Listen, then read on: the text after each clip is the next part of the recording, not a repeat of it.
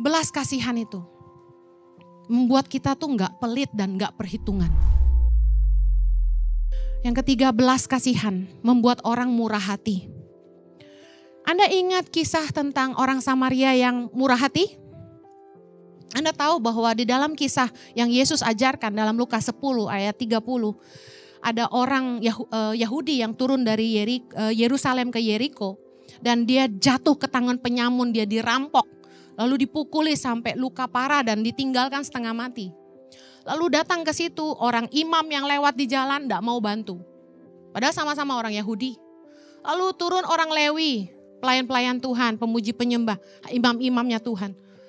Tapi juga tidak mau bantu.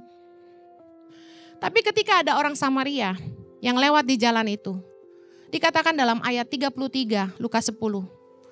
Lalu datang seorang Samaria yang sedang dalam perjalanan ke tempat itu. Dan ketika ia melihat orang itu, tergeraklah hatinya oleh belas kasihan. Ayat 34, ia pergi kepadanya lalu membalut luka-lukanya. Sesudah ia menyiraminya dengan minyak dan anggur. Ingat, minyak dan anggur itu mahal.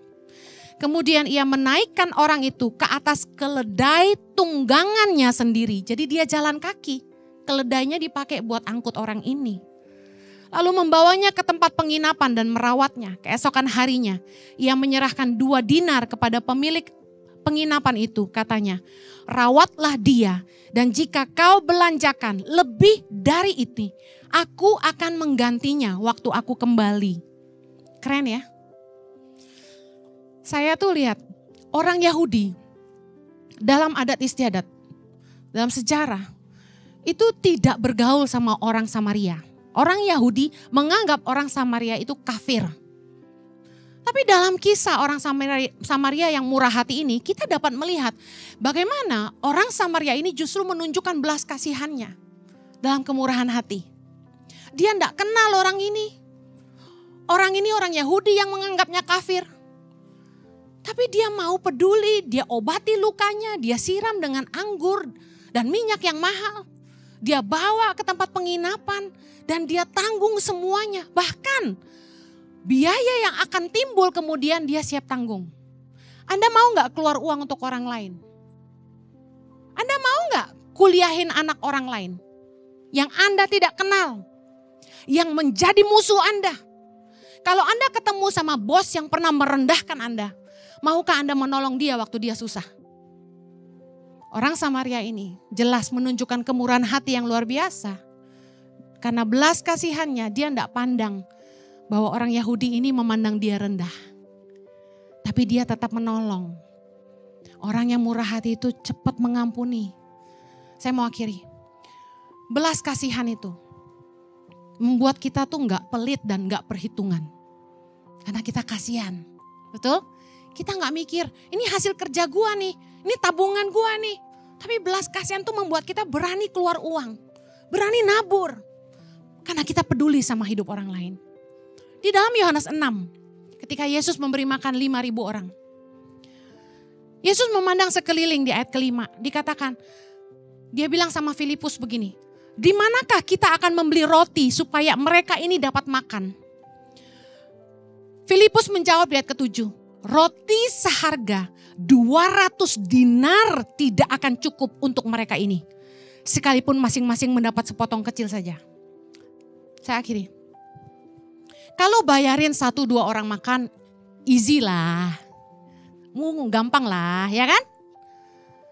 Dulu waktu anak-anak asrama masih belasan, setiap siang pulang sekolah mereka makan di rumah kami. Berarti mereka makan dari uang persembahan kasih saya khotbah, kan gitu ya. Dari suami saya juga. Begitu anak asrama mulai puluhan, naik turun angkanya karena kalau udah ada yang selesai kan diutus ke lapangan. Sekarang ini di angka sekitar 60-an. Mikir 2 kali traktir mereka makan di restoran. Bisa paham ya? Apalagi all you can eat. Gara-gara beberapa donatur yang baik hati dan murah hati, cuma mengajak 4-5 orang makan tapi makannya mewah. Membuat iri yang lainnya. Karena orang juga mikir kalau mau traktir 65 anak tuh keluar duit berapa bos? Saya sama Pastor Jojo ngalamin. makan sama teman-teman, sama pengusaha-pengusaha. Satu meja katakan 20-an orang. Saya perhatiin berapa kali. Gak ada yang mau bayar. Karena mikir, gue kagak ulang tahun ngapain gue traktirin. Banyak begini orangnya. Bisa habis berapa nih? Anda tahu dong. Orang kalau giliran pesen, itu dia lupa diri. Lupa diri kenapa? Dia pesennya udah banyak, terus lupa bayar. Giliran pesen, semua ikut pesen. Tapi giliran bayar, orang pura-pura lupa. Lupa ingatan. Gue makan gak ya tadi? Gitu. Pengalaman, maaf ya. Kami makan sama pengusaha-pengusaha, pernah.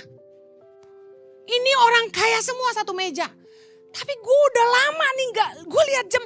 Ini makan udah kelar, minum udah kelar. Kenapa gak ada yang mau bayar ya? Akhirnya saya yang bayar.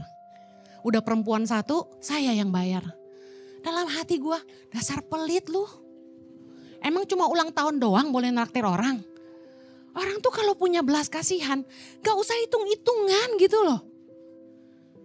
Saya kasih tahu, terlebih berkat memberi daripada menerima. Kalau Anda tuh bisa nabur, berarti Anda diberkati. Berulang kali dalam hidup saya sama Pastor Jojo. Kami yang naktir orang kaya, bukan orang kaya naktir kami. Karena saya paling gak tahan nungguin tagihan datang. Karena saya tahu gak ada satupun yang mau traktir semua orang. Kalau saya gak ada, saya ketebak pasti patungan semuanya. Ya lu makan berapa? Oke punya lu berapa? Aduh malu Eke. Gembala Impact Community. Bayar tagihan bagi-bagi. Udah gak usah lah. Saya bilang sama Pastor Jojo. Tuhan pasti berkati kita. Bayar aja. Koreksi buat jemaat ICI. Miliki belas kasihan. Supaya mujizat Tuhan terjadi dalam hidupmu. Kalau kamu punya belas kasihan. Kamu peduli orang lain. Terutama peduli orang lemah. Pedulilah sama pegawai-pegawaimu. Suami-suami peduli sama istrinya. Udah makin tua diurus tolong. Istri-istri juga pedulilah sama suaminya. Jangan sampai kurang tati tayang. Ya, miliki belas kasihan. Ampuni orang yang bersalah kepada kita. Miliki belas kasihan, bermurah hatilah kepada semua orang. Ibadah Gereja Impact Community Indonesia ada di setiap minggu. Anda bisa mengajak teman, keluarga, dan relasi untuk ikut beribadah bersama. Setiap ibadah disertai ibadah anak atau Impact Kids dan ibadah remaja. Dan bagi anak-anak muda di Gereja Impact Community Indonesia